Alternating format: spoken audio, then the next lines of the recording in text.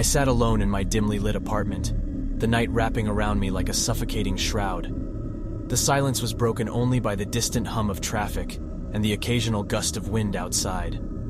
It was one of those nights when the darkness seemed to hold secrets, whispering tales of the unknown. As I settled onto the couch, my phone buzzed, its screen illuminating the room. I glanced at it, surprised to see a series of missed calls and voicemail notifications. Curiosity piqued. I opened the voicemail inbox, and a chill ran down my spine. The first voicemail played, and a distorted voice filled the room. "I know what you did," it rasped. "You can't hide from the truth." Confusion and unease mingled within me. Who was leaving these disturbing messages? The voice held a tone of accusation, as if it knew some dark secret buried within me. I tried to dismiss it as a prank or a wrong number, but a sinking feeling in my gut told me otherwise. I played the next voicemail, and this time, a woman's voice crackled through the speakers.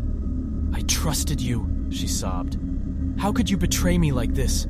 You've ruined everything." My heart pounded in my chest, my mind racing to make sense of these cryptic messages. Who was this woman? What had I done to betray her? The voice carried such raw pain and anger, it sent shivers down my spine. The third voicemail was different. A man's voice, cold and calculating. "You thought you could escape the past," he sneered. "But you will pay for what you've done. I'm watching you." Fear gripped me as the realization dawned. These voicemails were not random. They were targeted, personal. Someone knew my deepest secrets, my darkest sins. Panic washed over me, the weight of guilt and paranoia threatening to suffocate me. I decided to investigate, to uncover the truth behind these disturbing messages. With trembling hands, I dialed the number of the first voicemail, hoping to find answers, or at the very least, some semblance of understanding. A crackling sound filled the line before a voice, distorted and full of malice, answered. "Did you enjoy my little surprises?" it taunted. "You can't hide from your past, from the consequences of your actions." My heart raced as I desperately questioned the voice on the other end. "Who are you? What do you want from me?" I pleaded. Laughter echoed through the phone, chilling me to the bone. "Oh, my dear, you should know better than to ask such questions," the voice said. "The past has a way of catching up with us, and tonight, it's catching up with you."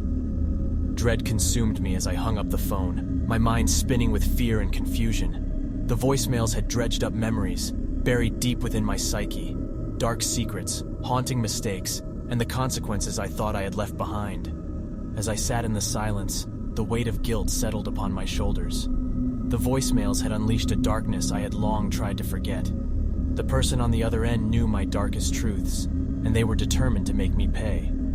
Suddenly, a realization struck me. The identities of the voices, the backstories they carried. They were not random. They were echoes from my past, from people I had wronged, lives I had shattered.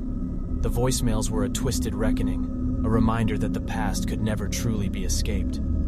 The room grew colder, the air thick with an otherworldly presence. Shadows danced along the walls, and whispers filled the silence. The haunting voices continued to play in my mind, a relentless torment. In that moment, I understood. I was trapped, caught in a web of my own making.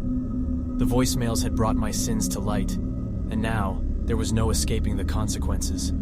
The darkness had come for me, and I could only wait, alone and haunted, for the final reckoning.